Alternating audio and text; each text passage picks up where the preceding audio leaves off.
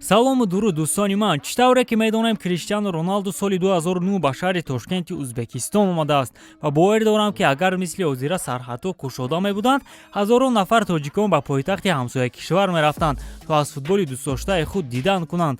Ба Тоҷикистон ситораҳои футболи чунин дараҷа наомадаанд, вале моҳи феврали соли 2018 дар доираи саҳивати ҷоизаи ҷоми ҷаҳон легендаи футболи Фаронса Кристиан Карамбиё ба Душанбе омада буд, ки шахсан ман ҳамчун корманди телевизиони варзиш онҷо ҳузур доштаму ҳатто дар пресс-конференсия аз ӯ пурсидам, ки агар Аргентина ва Португалия ба финали ҷоми ҷаҳони соли 2018 бароянд, пас кӣ ғолиб мешавад? Дар ҷавоб Карамбиё ба ман чӣ ҷавоб дод? Ёд надорам, зеро дар ҳаяҷон будам.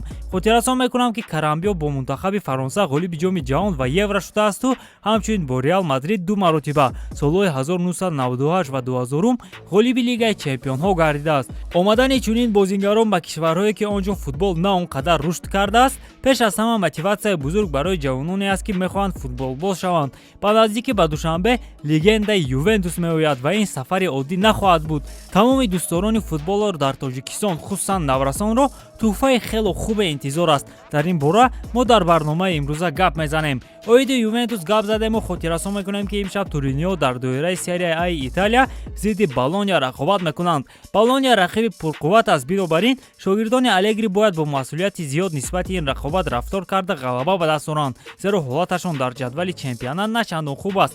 тамошои ин ва дигар рақобатҳоро ҳамроҳ бо 1x метавонад ҷолибтар кунед. регистратсия осон, пур кардани маблағ аз тамоми гӯшаву канори дунё ва коэффициентҳои баланд, вале муҳимтар аз ҳама бонус $100 дар аввалин пардохт бо промокоди Tajfood. маълумотҳои зарура дар комментария. Ба ҳама муваффақият. дӯстон, футболи тоҷик чунин рӯйдодро ёд надорад. аввалин бор дар Тоҷикистони азизи мо, аниқтараш дар Душанбе, академияи Ювентус кушода мешавад. Не, ин ягон шӯхӣ ва ҳазл нест, балки хабари расмӣ аст. саҳифаи академия аллакай дар Facebook фаъол асту ин маълумотро мо аз он ҷо пайдо намудем ва барои боварӣ ҳосил кардан ва маълумоти бештар гирифтан бо яке аз намояндаҳои он ҳамсӯҳбат шудем. маълум гардид, ки академия дар 102 микрорайони пойтахт ҷойгир асту ҳоло фаъолияташро оғоз накардааст. кушодашавии он дар моҳҳои аввали соли 2022 дар назар аст, шояд пас аз 3 ё 4 моҳ. тибқи маълумотҳо дар академия наврасони аз 5 то 15 сола метавонанд тамрин кунанд. чӣ тавре ки мо медонем футболбозони ҷаҳони мо дар Осиё яке аз беҳтаринҳо мебошанду вақте онҳо 19 ё 20 сола мешаванд, барояшон таҷрибаи футболи хориҷӣ намерасад.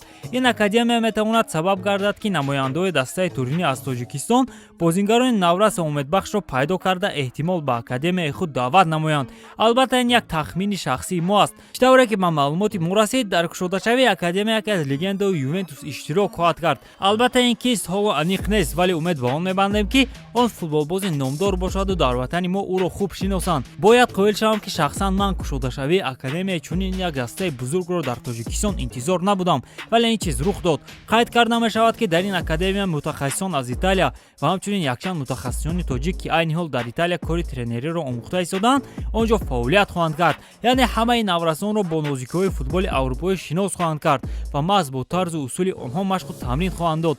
умедворем, ки ин танҳо оғози кор аст ва дар оянда соҳибкорони кишварамон бо дастаҳои дигари аврупоӣ низ ҳамкориро ба роҳ мемонанд ва барои футболбозони тоҷик роҳро ба сӯи футболи аврупоӣ боз мекунанд. бо умеди рӯзҳои нек барномаи имрӯзаи худро ба анҷом мерасонем ва ҳатман ссилкаи саҳифаи академияро зери видео мегузорем, то шумо дар омада маълумоти бештар гиред. не, ин ягон реклама нест, балки ба он хотир аст, ки мо нисбати футболи тоҷик бетараф нестем ва бароямон чунин иқдомҳо хело хурсандибахш мебошанд. бо ҳамин тамом дӯстон, бо шумо буд канали Футбародарон ва ровии барномаҳо Беҳрӯз Артиков.